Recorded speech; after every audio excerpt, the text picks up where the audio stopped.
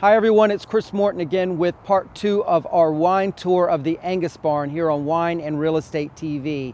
In this half of the episode, Henk Schuitemaker, our wine and beverage director for here at the Angus Barn, takes us through a tour of red wines and some food pairings that they have with them.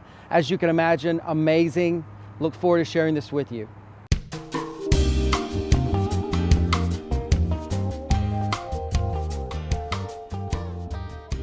All right, so next I have a personal favorite. This is a 2007 Domaine Chanson, and it's from the Beaune area, which is a sub-appellation of Burgundy, and it's called Savigny Domineux.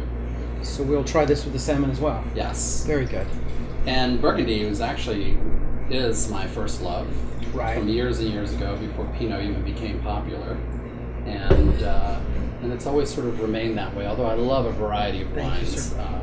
But for me, Pinot, it's a little bit lighter as a red wine. It's also known for its beautiful high acidity, the sort of strawberry nose, earthy, mushroomy quality, lovely cherry flavors. I love this wine. And it is a very hard grape to grow from, and grow and make into wine from It is. In this state alone, it's very difficult to make a Pinot. Right. Right. But I could just smell this wine all day. All day long. It smells so great. So the moment of truth, and I already know this is going to be great.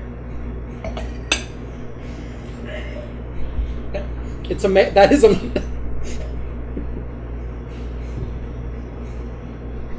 That's a great pairing. I will remember that. Isn't that nice? Well, because Pinot's lighter, it can go with a lot of range of food that most people would want to pair white wines with. And it ranges just a touch acidic. The Pinots in general do, and so this one especially, it pairs so well with that. It does. It does. I'm speechless, and that's hard. If anybody knows me personally, they know me being speechless is a unique thing, I think. Thank you for that. You're welcome.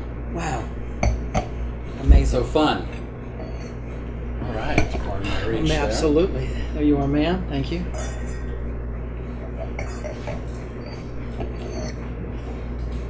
Now, I'll tell you what. I think we need to bring that Pinot back. Okay. Because I do want you to try that with another dish. Fair enough. Actually, now that I'm thinking about it, it's important to. I think this was your class. Maybe? Sounds like a plan. Yeah. So I think we have a little filet mignon. Okay.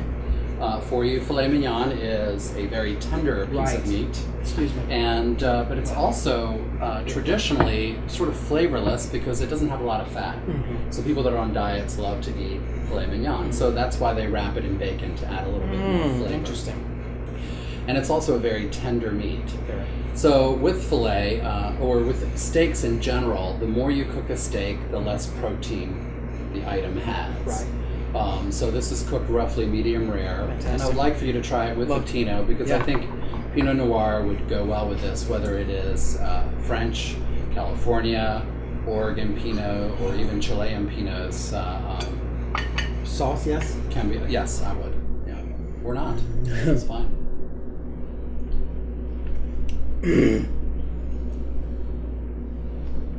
Now, again, I would never think to pair a filet with Pinot, but that's very good. Yeah, some of our other steaks, like a ribeye, that would have a little more fat for flavor. You could still do Pinot. You'd want something a little heavier, maybe. Right.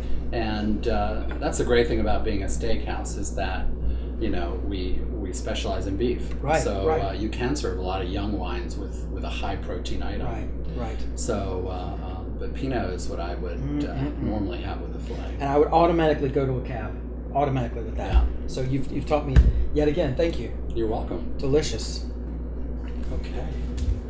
Thank you to our lovely assistant. Absolutely.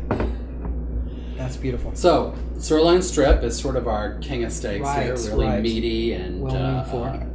And also a beautiful steak. So normally I suggest to, pardon my reach here, to have a wine that's a little heartier. This has also been prepared medium rare. Okay. And so one wine I have for you is the Two Hands Angel Share Shiraz. Along with this kind of wine, a good cab, Syrah, based wine would be lovely with this. Also, look at that color. it's nice and dark. Everybody can see. It's got that Australian Shiraz flavor, smell profile. It does. Oh wow.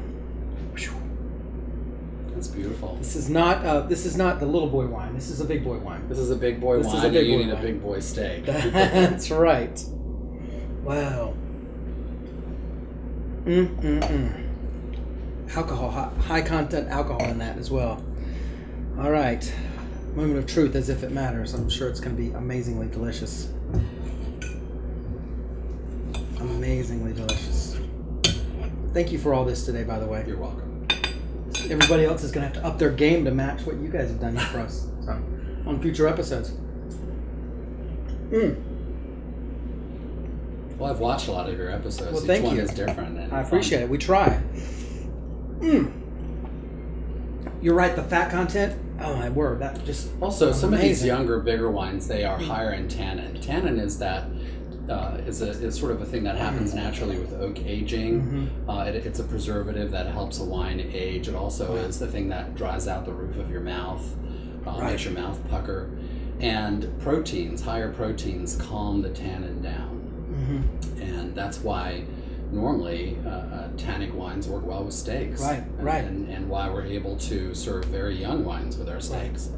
Because it is a protein. Has this been marinated? Because the flavor profile of the three of these it's very unique and delicious. No, it's not marinated. We so it's all coming from this and this then? It is. Wow. But we do age our own steaks in-house. That's probably the aging is probably part of it. That makes a great synergy. Thank you so much for that. You're welcome. Wow.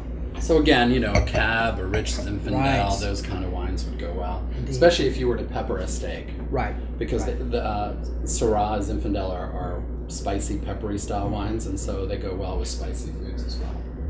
Fantastic. All right. And the moment. Piece de resistance. Indeed. Right? So we have a lovely wine, Chateau Saint Vincent. It's from the Sauterne region of France. Sauterne is in the Grave region, which is part of Bordeaux, and famous for producing the famous Chateau Yquem that everyone knows. Right. But basically, Chateau Saint Vincent is a blend of Sauvignon Blanc, Semillon, and a little bit of Muscadel for sort of more of a fragrant nose. And then they're aged. They're all late harvest grapes, normally botrytis, and then they're aged in oak. Do you want to explain what botrytis is for folks? Botrytis is it's known as it's sort of a mold, but a good mold that attacks the grapes, and it only happens during really good vintages. Really? The climate has to be perfect for it, and what it does is it sort of draws out the water, but leaves the intensity, the sugar intensity and flavor in the grape. But it also adds a honeyed quality to the wine that only the botrytis can do. If you ever saw a photo of it, you would not be wanting to drink this, but it does do very an amazing, attractive. the Noble Rot. Yes. The Noble Rot. It's known as Noble Rot. Wow. So this is a very much, you've got that very sweet, delicious fragrance. And it's incredibly viscous. It's so funny. I had one of these one time and I served with some friends as sort of this one-off, like, hey, I think you'd like this. And we were fighting over the last few drops in that bottle when it was over. But did you notice, though, even though it is sweet and viscous, when you swallow it, it makes your mouth water. Right. So it still has that beautiful high acidity that goes well with a dessert. Now, there's only one simple rule. Well, there's a lot of rules with dessert wine and food and all that. But basically, you always want your wine to be sweeter than your dessert. Interesting. Because if your dessert is sweeter than your wine, the wine will taste a lot drier and sometimes bitter. So that's something to keep in mind when you're picking a dessert wine. Thank you for that tip. You're welcome. So we have a little creme brulee, which is sort of my favorite. Thank you, ma'am. Thank you. Wow. There you go for you to try. Delicious. Wow. I love creme brulee. Oh, thank you. Yeah, I have a weakness for creme brulee. Henk, you got to go with me and try this with me. Our owner, Van, she worked on this recipe for 1 year to perfect it. And I'll tell you what, this is my favorite. That is delicious together. Oh, boy. Isn't it great?